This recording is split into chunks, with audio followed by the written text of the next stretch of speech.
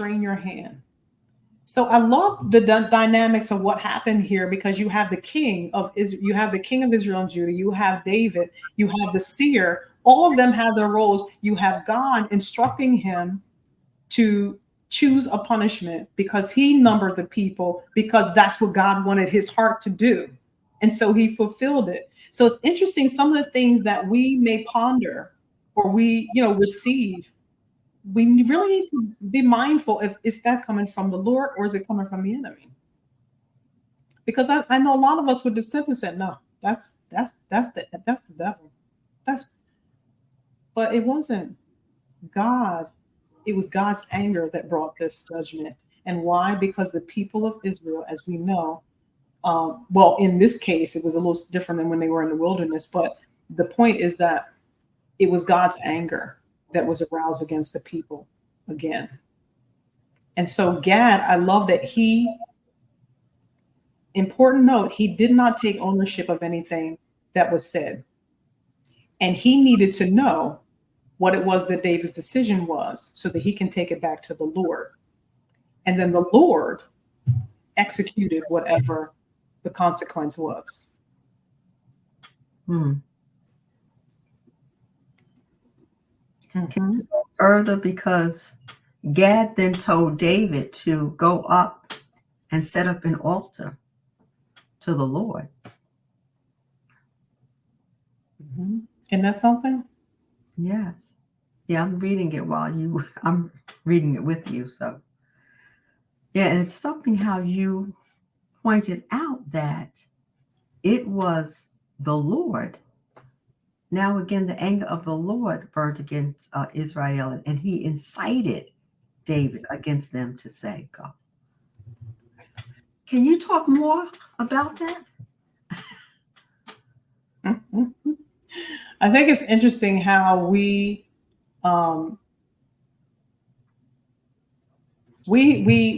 to be discerning. And I cannot say this enough in terms of just being a believer of the Lord Jesus Christ, let alone walking in an office or, being anointed in a specific area. But God, it was his anger. And I want you to really think about the timing then and now, because there's a lot of things happening that I truly believe by discernment that we are mistakenly saying is the enemy, and it's not the enemy. There are some things that are happening around the world that are playing out. And I say this again, none of this is taking God by surprise. But we have to be careful of what we're calling it, because God's anger is very fierce. God's anger, as you've seen, is very deadly. He didn't just tap him on it. No, he wiped out. Literally, 70,000 people could very easily be, in some places, a whole nation. In some places, it could be, cities or regions or territories. Wiped it out. But I love that God didn't allow the angel to kill everyone. He actually stopped him. Interesting enough, the 70,000, Gad is actually the seventh born of Jacob.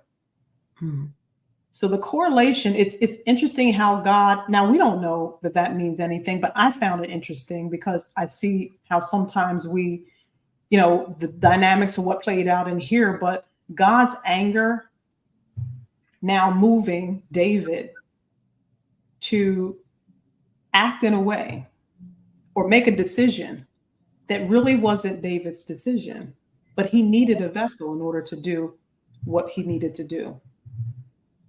Yeah, and the Amplified Bible uses the word incite, and that means to encourage or stir up violent or unlawful behavior, urge or persuade someone to act in a violent or unlawful way. Isn't it interesting how that seems to happen now we're in America, so in the United States, it's interesting how that tends to play out here in this nation every so often.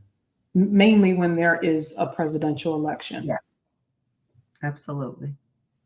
And the violence. Go ahead, Apostle. No, we're here. I was just saying that we're here. We're right in that place, as you're saying. Yeah, this is where we are. But it's the same thing. It's nothing new. And I think the challenge I have a lot of times is that we sometimes look at the markers that God has placed because he's trying to get us to see his hand and to see what he's doing. Now, I'm not saying that, I mean, only God knows why he does what he does. Yes. And he's God alone. He's sovereign. Yes. That's not me to question what God does and why he does what he does, because he's sovereign. But when we see this type of, and you talked about that word incite, unlawful behavior. Yes. Violent. Violent. Yes. 70,000 people. That's violent. Yes. That's violent. I think about now, just bear with me. What came to mind was when COVID hit. How many people perished? Yeah. Now, I'm not saying that God did that was the hand of God, but I do believe that nothing takes God by surprise. Yes.